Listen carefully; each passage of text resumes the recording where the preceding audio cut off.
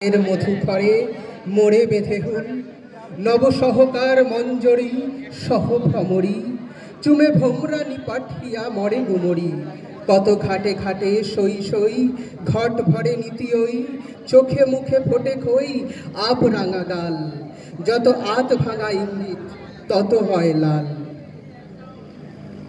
আর সইতে পারিনি সই ফুল ঝামেলা প্রাতে মল্লি চাপা সাঁঝবেলা ঝামেলা সাঁঝবেলা চামেলা হেরো ফুটলো মাধবী হুড়ি ডগমগ তরুপুরি পথে পথে ফুল ছুরি সজিনা ফুলে এত ফুল দেখে কুলবালা কুল না ভোলে।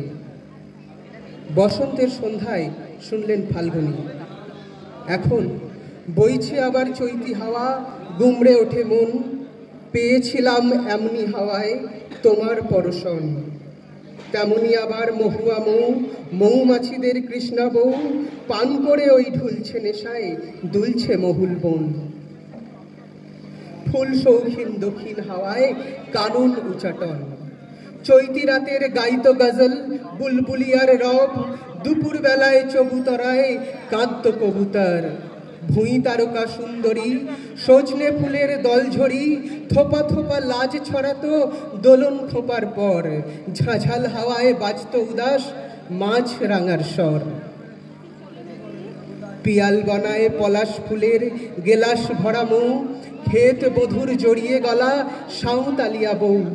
লুকিয়ে তুমি দেখতে তাই বলতে আমি অমনি চাই, খোঁপায় দিতাম চাপা গুজে ঠোঁটে দিতাম মৌ। হিজল শাখায় ডাকতো পাখি বউ গো কথা কও।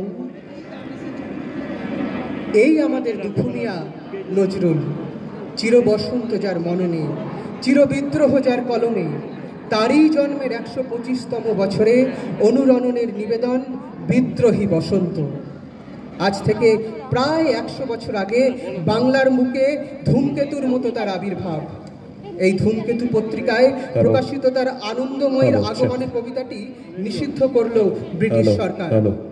বাজেয়াপ্ত হলো তার প্রবন্ধ গ্রন্থ যুগবাণী, আর তিনি হলেন রাজবন্দী।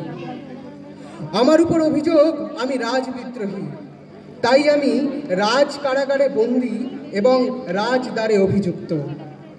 আমি কবি, আমি অপ্রকাশ সত্যকে প্রকাশ করার জন্য, অমূর্ত সৃষ্টিকে মূর্তিদানের জন্য ভগবান কর্তৃক প্রেরিত। কবির কণ্ঠে ভগবান সাড়া দেন। আমার বাণী সত্যের, আমার বাণী সত্যের প্রকাশিকা ভগবানের বাণী। সে বাণী রাজ বিচারে রাজদ্রোহী হতে পারে, কিন্তু ন্যায় বিচারে সে বাণী ন্যায়দ্রোহী নয়, সত্যদ্রোহী নয়। সত্যের প্রকাশ নিরুদ্ধ হবে না। আমার হাতের ধূমকেতু এবার ভগবানের হাতের অগ্নি মশাল হয়ে অন্যায় অত্যাচার দগ্ধ করবে। কারারুদ্ধ হলেন নজরুল। কবিগুরু রবীন্দ্রনাথ উৎসর্গ করলেন তার গীতিনাট্য বসন্ত। উৎফুল্ল নজরুল তখন লিখলেন, আজ হাসলো আগুন শসলো ফাগুন, মদন মরে খুন মাখাতুন। পলাশ অশোক শিমুল ঘায়েল ফাঁক লাগে ওই দিক বাসে গো দিক বালিকার পিত বাসে। আজ রঙন এলো রক্ত প্রাণের অঙ্গনে মোর চারপাশে, আজ সৃষ্টি সুখের উল্লাসে। আজ কপট কপের তুন্ধরি ওই আসলো যত সুন্দরী, কারুর পায়ে বুক দলাখন, কেউ বা আগুন কেউ মালিনী, চোখের জলে বুক ভাসে। তাদের প্রাণের বুক ফাটে তাও সুখ ফোটে না, মুখ ফোটে না বাণীর বিনা মোর পাশে। এমনই উচ্ছল তার প্রকাশ। জাগো জাগো এদেশের দুর্বার দুরন্ত যৌবন, আগুনের ফুল সুরভি এনেছে চৈতালি সমীরণ। সেই সুরভির নেশায় জেগেছে অঙ্গে অঙ্গে তেজ, রক্তের রঙে রাঙায় ভুবন ভৈরব রং রেজ। জাগো অনিদ্র অভয় মুক্ত মৃত্যুঞ্জয়ী প্রাণ, তোমাদের পদধ্বনি শুনি হোক অভিনব উত্থান। আবার চাঁচা ছোলা ভাবে সত্য বলতেও তার জুড়ি মেলা ভার। জাতের নামে বজ্জাতি সব জাত জালিয়াত খেলছে জুয়া, ছুলেই তোর জাত যাবে, জাত ছেলের হাতের নয় তো মুয়া। বলতে পারিস বিশ্বপিতা ভগবানের কোন সে জাত, কোন ছেলের তার লাগলে ছোঁয়া, অসুচি হন জগন্নাথ। নারায়ণের জাত যদি নাই, তোদের কেন জাতের বালাই, তোর ছেলের মুখে থুতু দিয়ে মার মুখে দিস ধূপের ধোঁয়া। বিদ্রোহ ও সুন্দরের তার কবিতায় এমনই প্রকাশ।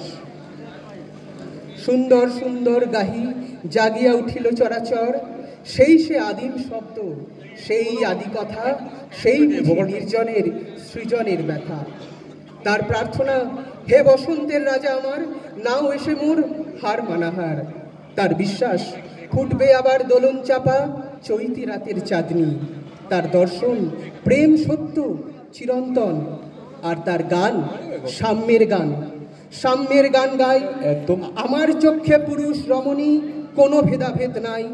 বিশ্বের যা কিছু মহান সৃষ্টি চিরকল্যাণকর, অর্ধেক তার করিয়াছে নারী, অর্ধেক তার নর। ঠিকই তো, পৃথিবী জুড়ে নর ও নারীর এমন সাম্যাবস্থানই তো হওয়া উচিত। আর সাম্যাবস্থান হওয়া উচিত বিভিন্ন জাতি ও ধর্মের। মোদের স্মৃতিতে জাগেনি কখনো জাতি ধর্মের ভেদ, মানুষে সবার বড় বলিতাম, মানিনি কোরআন বেদ। সহসা নিভিল আগুন অগ্নিগিরির পাষাণ বুকে, ফাগুনের ফুল ফুটিতে চাহিল অহেতুক কৌতুকে। ছিল ফাগুনের ফুলকি লুকায়ে আগুনের ফুলকিতে, দগ্ধ ললাট স্নিগ্ধ হইল নদী জল উল্কিতে। তিনি বসন্তের কথা বলেন, তিনি যৌবনের কথা বলেন। কেদনা দমনা বেদনা দীর্ণ এ প্রাণে, আবার আসিবে শক্তি, দুলিবে শুষ্ক শীর্ষে তোমারও সবুজ প্রাণের অভিব্যক্তি। জীবন ফাগুন যদি মালঞ্চ ময়ূর তপ্তে আবার বিরাজে, শোভিবেই ভাই ওই তো সেদিন, শোভিবে এসিরও পুষ্প তাজে। আমাদের বাঙালি মননে যৌবনের বাতাস তিনি বয়ে